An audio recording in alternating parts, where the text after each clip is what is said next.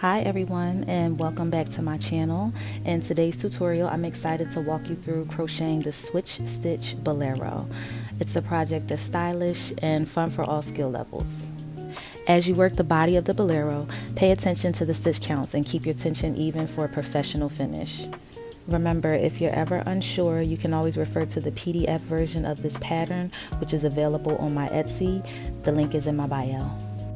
Alright, let's get into it. So you're going to need an 8mm crochet hook, some scissors, you'll need a tape measure, also stitch marker, which I use bobby pins, you'll need a yarn needle, and some yarn. So this yarn we'll be using for the first row is called Himalayan Sea Salt, and I got this from Hobby Lobby, and yeah, we're about to get started. For my foundation chain, I'm chaining 165. I know that's a lot, but basically you have to measure the distance across your chest from palm to palm, so it equaled about 64 inches. So once you have your chain, you're just going to do a double crochet in each stitch all the way across, 165 double crochets. Now I like to work in the back loop of the foundation chain when I do my first row. I'm going to chain 2, and that'll count as my first double crochet, and then I'm going to go into the 4th chain from the hook, and that'll be the second double crochet, and then you're just going to double crochet all the way down those 165 chains. If this is your first bolero, don't worry, take your time, pause and rewind this video as often as you need. And now that the first row is done, we're going to switch our yarn to the color French Lilac. I got this also from Hobby Lobby as well. So at the end of each row, we're going to add our new color in and turn our work. And then the second row is really easy. It's just a simple single crochet across the entire row. So yes, 165 single crochet. And that's what we're doing. And I always like to add a stitch marker or a bobby pin just to keep my place, and then go ahead and finish this row so that we can go ahead and turn our work and add another color in. These two colors I got from a local yarn store, so I'm going to put them together and they're going to be what we use for row 3. Alright, so for row 3 we're going to put 2 double crochets in the first stitch. We're going to chain 1, skip 2 stitches, and then put 2 double crochets into the next stitch, and we're going to repeat that pattern all the way across for row 3. Again, that's 2 double crochets, chain 1, skip 2 stitches, and then 2 double crochets. And as you continue to work the pattern, this is how it should look, and you'll just repeat that all the way across. And now that row 3 is complete, we can switch yarn, and this yarn I got from Michaels, so we'll be using this yarn to complete row 4. For row 4, we're going to put a double crochet into the first stitch of the row, and then we're going to go in between the double crochet clusters from the previous row, and we're going to put a double crochet in there. We're going to chain 1 and then place another double crochet in that same space between the double crochet clusters of the previous row. And we're going to go ahead and repeat that pattern for the rest of the row. So we're going to go in, do a double crochet in that space, chain 1, go in again in that same space and do a double crochet. Repeat for the rest of the row, and it should look something like this when you're done row 4. Both of these are lightweight yarn, so I'm going to combine them to use for row 5. For row 5, place a single crochet in the first stitch of the row, and then place 2 single crochets into the space between the double crochet groups from the previous row. You're going to chain 1 and continue this pattern. And as you continue row 5, it should start to look something like this. Repeat for the entire row, and then we'll turn our work.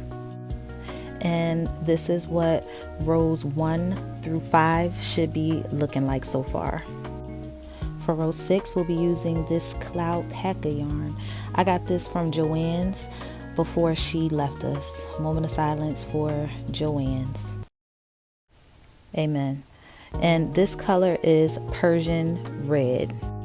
We're going to combine the Cloud Packer yarn with this lightweight yarn that I got from Hobby Lobby. And we're going to use this for row 6. Row 6 is pretty easy. We're just going to half double crochet across the entire row. That's it. I like to add a stitch marker just to keep my place, and then again just adding a half double crochet into each stitch across the entire row for row 6. Alright, so we're ready to start row 7, and we are switching yarn again in the color Rosewater. I got this from Hobby Lobby. For row 7, we're going to put a puff stitch into the first stitch of the row. I yarn over 3 times and then pull through all the loops, but you can do it for more times if you like. And then I go ahead and chain 1 and then skip a stitch and put a puff stitch in the next available stitch. Again, puff stitch, I yarn over 3 times and then pull through all the loops. I chain 1 and skip a stitch and place another puff stitch in the next available stitch, and do that for the entire row. Now that row 7 is complete, we are ready to switch yarn again. We're going to be using this burgundy from Hobby Lobby for row 8. For row 8, start out by putting a double crochet in the first stitch of the row. Then you'll do a double crochet, chain 1, double crochet into the space between each puff stitch. You're going to repeat this pattern the whole way across row 8. Alright, it's time to start row 9. So this is the yarn we're going to be using. It's called Instant Classic, and I got this from Hobby Lobby. With the stripy yarn, what I did was I pulled it until I got the color that I wanted, this pinkish color, and it goes into like purplish bluish. So yeah, so that's what I did for this yarn. And for row 9, it's just single crochet all the way across the row, single crochet in every stitch across the row. That's it. Alright, so we've done our first 9 rows, and this is what the front panel should look like. For row 10, we're going to connect our yarn to the first stitch of row 1 of the front panel, and we're going to place double crochets until we get to the opening of our neckline where we have stitch markers. So I'm going to tell you where to put the stitch markers so you'll know where to stop double crocheting so that you can make the chain for your neck opening, and then connect so that you can continue row 10. Okay, so counting from the first stitch of row 1 of the front panel, I placed a stitch marker at the 68th stitch, and then I left 29 stitches unworked. That's for the neck opening, and then connected back at the 97th stitch of the row, and then completed the double crochets, on down the rest of row 10. And since I left 29 stitches unworked, I'm going to chain 29 stitches so that it will reach over to the other side, and that is going to create our neck opening for the bolero. Once you've completed your chain, you're going to just connect to the 97th stitch, or whichever stitch you've counted to continue row 10. Connect with a double crochet and continue to double crochet for the rest of the 68 or so stitches you have left in the row.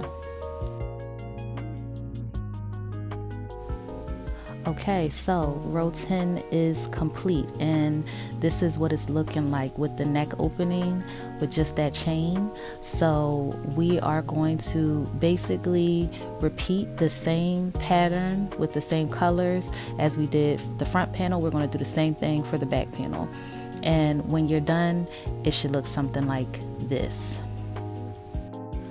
And I know you see an extra row there at the bottom, so I actually decided to add an extra row because it wasn't hanging as long as I wanted to. So we're going to add another row to both sides of the bolero. Alright, so for this last row, we're going to do a pattern of 3 treble crochets, 2 double crochets, 2 half double crochets, and 2 single crochets. And this pattern will be done in each stitch across the row. No skipping stitches or chaining one anywhere.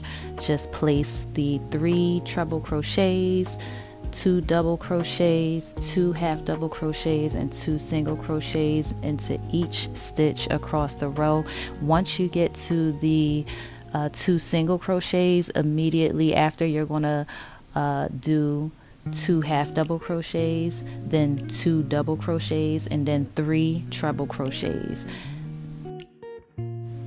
As you continue to work the stitches, this is what it should look like once you're finished that first round. And then when you start on to the second round, it'll start to, instead of sloping down, it'll start to slope back up. So after those last 2 single crochets we just did, we're going to do a half double crochet, then another half double crochet, then a double crochet, and then another double crochet, and then a treble crochet, another treble crochet, and then the last treble crochet. Continue this pattern until the end of the row, and you're going to do this on both the front and the back panel. So both the front and the back panel should have this as the final row. And when you're done that last row, this is how it should look. So now all we need to do is sew up the sleeves. Lay bolero flat, right side facing up. Fold so that the front meets the back, and with stitch markers you're just going to mark where you want your sleeves to end under each arm. So you can sew up the sleeves using a yarn needle with matching yarn, or you can use the whip stitch, which is what I'm doing. So starting at the cuff, I'm going to do the whip stitch, working towards the underarm point where that stitch marker is. And we're going to just go ahead and sew up until we reach that underarm point, and repeat for both sleeves. And we're done. Here is the opening for the neck and the opening for the body. The sleeves are all sewn up, and our bolero is complete. And now all that's left to do is to use your yarn needle to weave in your ends. And here she is. So I just love how this pattern turned out with all the colors. I just love how it feels, and I love how it looks. And so I just put on, just like a black dress, and styled it really simply and easily. And yeah, that's it. So I hope you enjoyed this tutorial, and see you next time.